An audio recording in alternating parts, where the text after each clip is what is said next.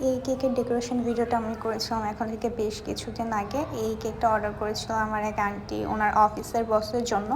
তো আন্টি আমাকে যেদিন অর্ডার করে পরের দিন সকালে ওনার কেকটা নেওয়ার কথা ছিল 7টা বাজে অফিস যাওয়ার সময়, কিন্তু পরের দিন সকালে আন্টি আর কি আসে না কেক নিতে। তো আমি এরপর কল করি, জানতে পারি যে ওনাকে নাকি রাত 2টো বাজে হসপিটালে নিয়ে যাওয়া হয়েছে, খুব অসুস্থ।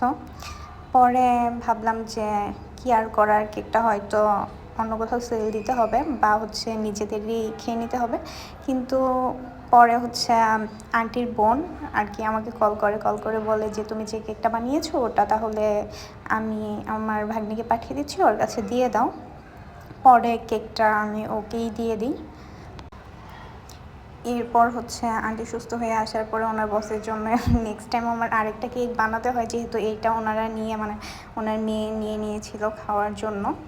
আমি ভেবেছিলাম যে যেহেতু কেকটা নিতে পারবে না, তো সেক্ষেত্রে ওই দিন আমার আরেকটা কেকের অর্ডার ছিল। তো ওর যেহেতু কোনো রেফারেন্স পিকচার ছিল না, তো এটাই দিয়ে দিব। কিন্তু পরে কেকটা তো নিয়েই